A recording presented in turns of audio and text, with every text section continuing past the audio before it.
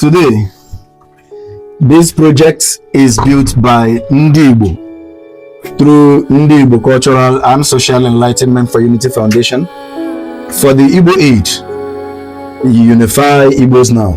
Love your neighbor as yourself.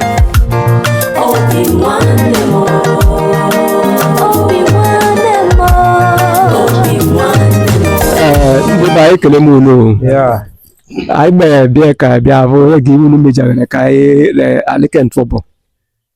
I could have taken no more. I ask a Chineke, couldn't she to Pugawa? Egede, maybe I can't talk about any I gone. Chineke, Yelalinas, Majipur Maj. Yes, If I are on the elbow, Chineke do me a Kunubia. I put you in the call to Lala. Onye Leona Dala, Koyo Dala. yes, I ain't proud on double. I ain't the Kabaka, to come on now. Can I came a little bit of yes. So, Unu DK.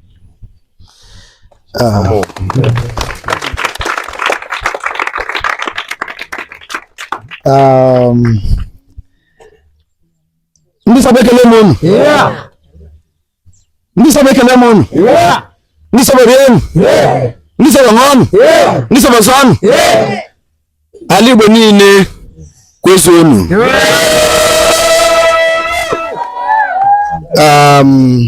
Obi dị m ụtọ. Obi dịkwa na ndị Igbo na-anọchi anya ha, ndị Igbo niile na-anọchi anya ha taa n'ebe a. Ndị Igbo si na-eji ike eme. Mana anyị ji ike ndị Igbo, anyị ji ọnụrụbe nwanne aga. Anyị ji ike ọha aga. Anyị ji ike niile nke na-aga ọrụ n'ala Igbo were na-aga. Ọwụghị mụ a. Aha m Chukwuemeka mana ọwụ mụ a. Aha m anọ na ihe ahụ na seneta ife ahụ n'ebe ahụ. Ọ aha ndị Igbo. Ihe na-ewetara unu ihe awụ, ndị na-ewetara unu ihe awụ the Igbo aid. N'okwu ndị Igbo, enyemaka ndị Igbo. Ihe a na-emewu ka anyị jikọta Igbo ọnụ. Ka Igbo ọbụla nọ ebe ha nọ. Igbo nọ na Cross River, otu anyị nọ ebe a. Igbo nọ na Edo, Igbo nọ na Rivers, Igbo nọ na Delta. Igbo nọ ebe niile mara na ha wofu ndị. Maka na wofu asụsụ ka anyị na-asụ. Ịsụọla n'olu ndị Sọbọ, mana Igbo niile na-anụkwa ya. Ọ itoruo ntị ala. Igbo niile na-asụ n'olu mana anyị kwụkwara ya wụrụ ofu. Ihe ndị Igbo na-akọwa wụ na anyị aga ahapụ ụmụnne anyị. Na unu nọ na Cross River taa, eme unu ha ịdị lesa asị ndị Igbo. Ọ bụrụ na the government of Cross River a na-eleru n'anya, ndị Igbo ga-elegoro unu anya. Ịsọba enwe ọkụ, ịsọba enwe ụzọ, ịsọba enwe mmiri. Ihe ndị a wụ ihe kwesịrị ekwesị na mmadụ ekere eke ga-enwe. Ihe m chọrọ unu ka unu lewe anya na n'ike nke Chukwu. Ihe a ji rụwa this restroom wụ maka ụmụ akwụkwọ unu na-aga akwụkwọ ebe a. Anyị were anya na ụlọ akwụkwọ arụọla for many years. Ọ bụrụ na ndị a nwee a good conducive environment a ga-eji amụ akwụkwọ, ha ga-amụta akwụkwọ ahụ were ihe ha ga-awụ in the future. Enyemaka ahụ ka ndị Igbo na-enye. Na n'ike nke Chukwu ọzọ, ebe ọ na-emele nka, onye mere 1 ga-emeli 2, onye mere 3 ga-emeli 10.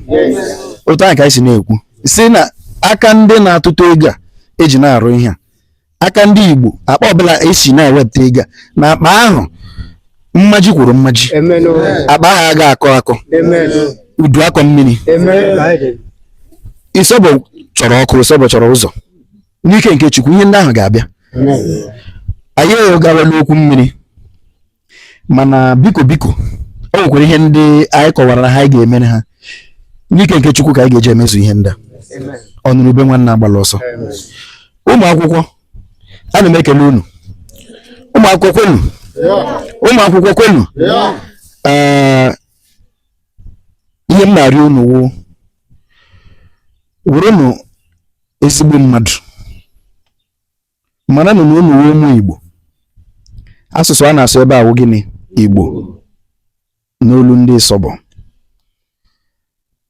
unu gụchaa ebe a mara na ụmụnnu ndị Igbo ndị ọzọ nwere ebe unu ga-arụ nwere ihe niile ga-abịa nyerekwere unu aka otu ọbụla o si wụrụ otu ọbụla o si pụta we will always respond anyị ga-apụtara unu so mgbe unu na-eyi ụzụ ihe a mezienụ ya maka na unu gachakwa ebe a o nwere ndị ga-eso unu n'azụ unu emebikwele ya ji mezienụ ya ọfụma maka ndị ọzọ ekwuonu m ka ọra m n'ọnụ principal ana m ekele gị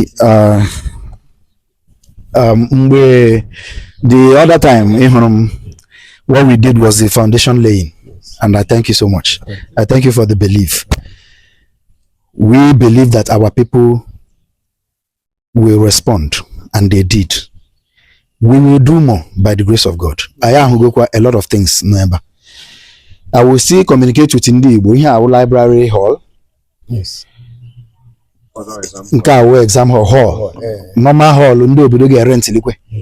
Ma we ga usually jiri mee ofu mmemme dịka a na-enwe August meeting, August, you understand, end of the year, maybe I want to acha ma mmiri they can use there. Aga m ezikwe Ndi IGBO ozi serekwe yota ji ha ọwụ na ha respond by the grace of God aga m ezikwe ozi ahụ aga m ezuru ozi ahụ ihe anyị ma wụ na ihe abatala n'ala Ịsọbọ through Ndi IGBO Cultural and Social Enlightenment for Unity Foundation nke na champion Igbo Aid nke na power kwa na the Unify Igbos now. So I greet you. Onwe hi ga-ekwukwe gị ikwu ka Ndi IGBO nụrụ. Praise the Lord. Hallelujah. And I'm Ekelonio. I so much thank God. We are very grateful. So since Ibatara na Ịsọbọ, because of your love to this land, I am married to Ibata. So I make a legi. We are so much appreciate your handwork, you and your people who has remembered this land. On behalf of the principal and the teachers and the entire community of Udumeni, I am here to say thank you. God who give you the grace and power and knowledge to come to this land to establish something like this will not fail to continue to bless you. In the name of Jesus.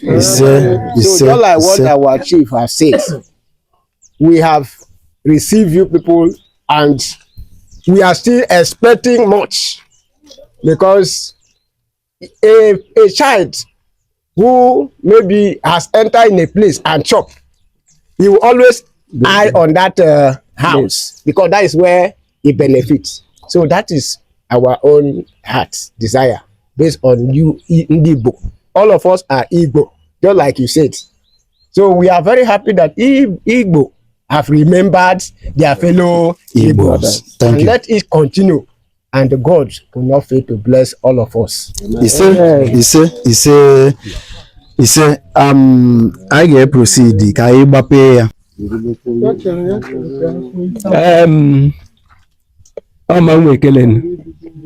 Mr. Joseph Angare, the general elected chief of Ịsọbọ Taka. Matoke mkpekpere renda dagon ka go jali kan fobo. You brought it book me vote.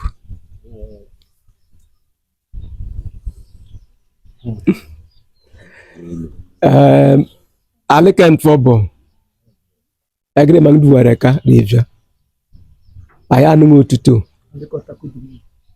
Aliko taka. Udumeni. Aya numu tutu.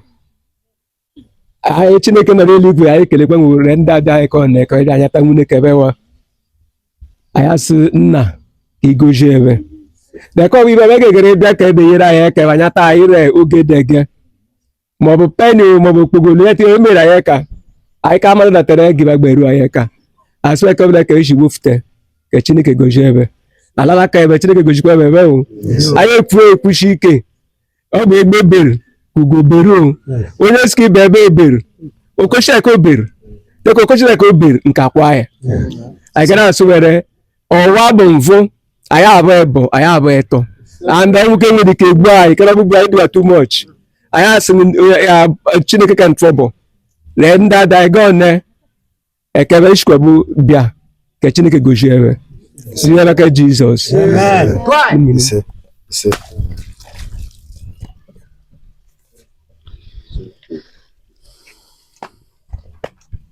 Ofra. Ndichi. Okpara. Ya. Tọrọ nta na ba anyị mepewara eka ka egiri ma eke ka ya na-eka ka ya nọteghị ike ka ndị feberans ka ya nọteghị ike onye ọbụla bụ onye chọnụ ka o megide ebe onye na-evutere ishi ka na-ejere anyị obodo oyibo bere ala mbeke anyị nwere dọkịta nwere lọya nwere gọvanọ nwere prezidenti imere anyị ga-ebe ka ọ bụla ji ibe kere onye tụrụ ibe ya onwetakwa iwe ọ chọọ anyị ka chọrọ eji mere alike ọtakudumeyi ọ bụ asụ ka anyị mepee ibewa ehike ka anyị ehike ndị daneka ọgbada alike ntọbọ ọtaka anyị ekele unu na ndị lụrụ ọgụ ka ga-echi ka anyị buru anyị ekelekwa bụ unu egosi mee ndị ebe abụ ụzọ bịa ka ebe akwụkwọ ụzọ gada alara ebe aka Jizọs. Ise. A round of applause.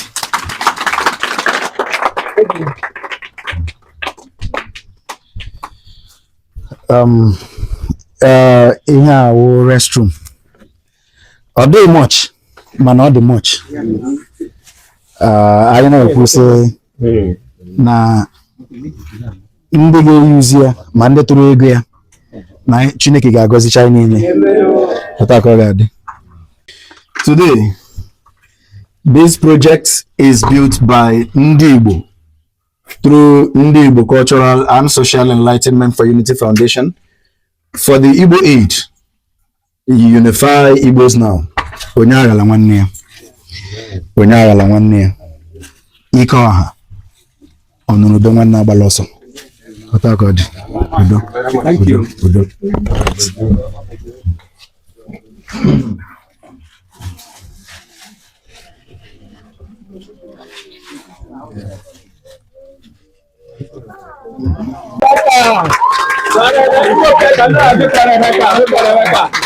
Okay.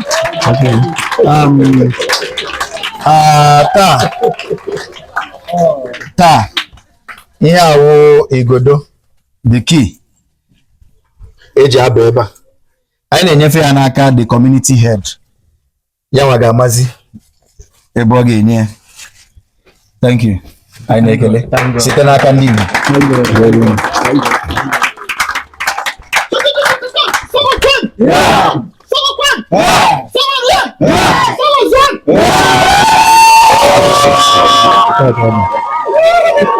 That kind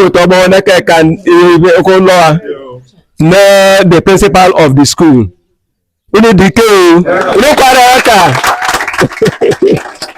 Thank you, sir. Thank you.